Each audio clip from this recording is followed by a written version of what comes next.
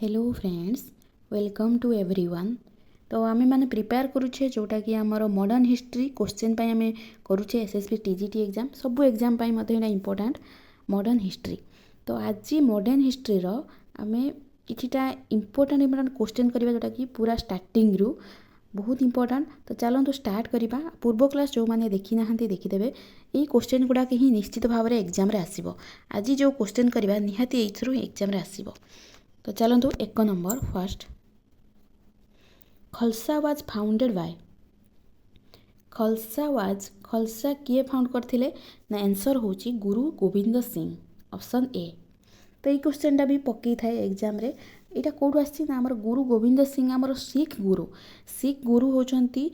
ये हमर सिख गुरु 10 जन टोटाल अछंती। तांको भितर लास्ट गुरु होचंती गोविंद सिंह। से खलसा रो फाउंडर, एटा इंपोर्टेंट है। तो फास्ट गुरु पचार सिख रो फाउंडर किए, सिखिजिम बा सिख रो फाउंडर किए ना गुरु नानक है। फास्ट होचंती गुरु नानक, तापर है हमर गुरु अंगद, तापर गुरु अमरदास, गुरु रामदास, गुरु आर्जन, गुरु हरगोविंद जो मेडिसिन पाई, गुरु हरराई, गुरु हरकृष्णा, गुरु तेज बहादुर आ गुरु गोविंद सिंह। ये सब गुड़ा मन रखिए कहीं एग्जाम आसे। तेणु आम जानिले खलसार फाउंडर होचंती Guru Gobind Singh. Next question number 2, which was the birth place of Guru Nanak. Guru नानकंकर बार्थ प्लेस कौटी? आंसर कौन हम ना तलवांडी। तलवांडीटा आमर पंजाब रो है। गुरु नानकंकर birth place. Next 3 number,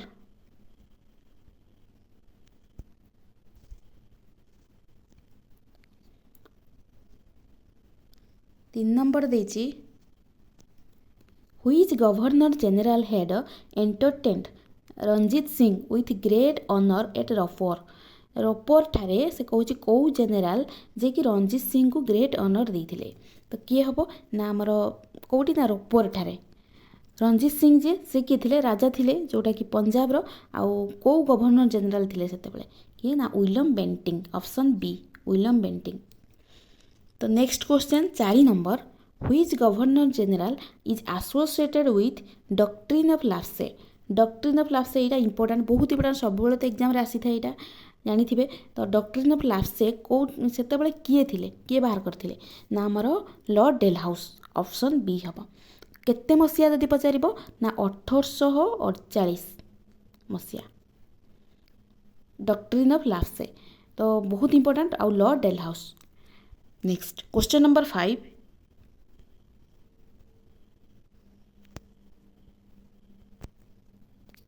Tipu Sultan took support of which one of the following powers to fight the English। Tipu Sultan कौन करथिले ना हमर इंग्लिश माने ब्रिटिश मान सहित फाइट करिया पई कहार हेल्प नहीं बा सपोर्ट नहीं?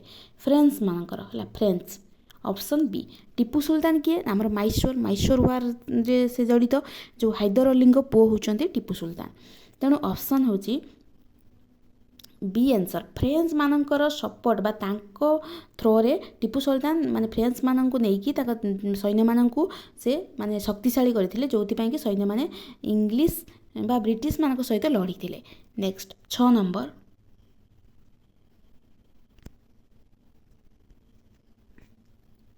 इन which of the following years the battle of Buxar was fought. Buxar केबे होइतिला बहुत इंपोर्टेंट। तो यहाँ हूँ 1764। यहाँ भी एग्जाम आसे सबुठ इंपोर्टेंट। बैटल ऑफ बक्सार हूँ 1764। आई टाइम रे गोटे ट्रिटी होता जोटा कि ट्रिटी ऑफ जो आलाहाबाद मन रखिए 1765 देखीदेवे टी आलाहाबाद की कौन 1765। तो next question 7 number, which one of the following place was famous as capital of Tipu Sultan. हाँ, टीपू सुल्तान जो थिले तांकर कैपिटल कोटा थिला एटा भी इंपोर्टेंट एग्जाम रे आसे। श्रीरंगपट्टनम। श्रीरंगपट्टनम होची टीपू सुल्तानकर कैपिटल। तो टीपू सुल्तान का टाइम रे आमर कौन होइतिला कहले जो युद्ध होइतिला मैसूर युद्ध होइतिला। First Mysore, second Mysore, third, fourth है। फास्ट आमर 1761 रु स्टार्ट मन रखिए 1761 रु स्टार्ट। टीपू सुल्तान जे हैदर अली पुओ तांको मैसूर बाघ बोली मध्य कह जाए, tiger of Mysore. Next 8 number,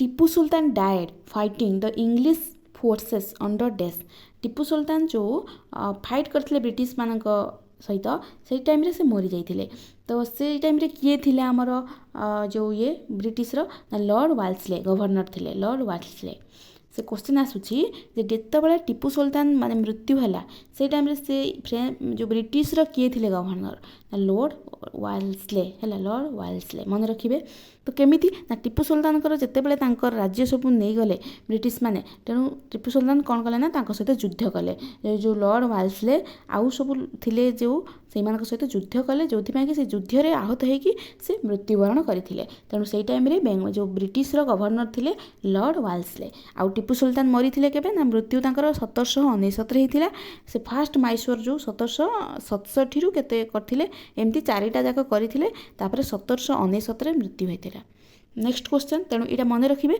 जे आमर तांका मृत्यु टाइम रे लॉर्ड वाल्सले थिले governor next 9 number when did the British government start ruling India directly अच्छा ब्रिटिश गवर्नमेंट जो डायरेक्टली रूलिंग इंडिया केबे स्टार्ट करथिले केबे हबो ना हमर after the battle of Plassey after the battle of Panipat after the war of Mysore ए जो ऑप्शन डी आफ्टर सिपाही मोर्टिन सिपाही युद्ध जो होइथिला केते ना 1857 रे 57 रे होइथिला हम जानिछंती तापरे 1858 पाखरु कोन होइथिला ना हमर जो एटा जो ब्रिटिश गवर्नमेंट तार रूल स्टार्ट कर देइथिला 1858 रो तो यहाँ आम समस्ते जानी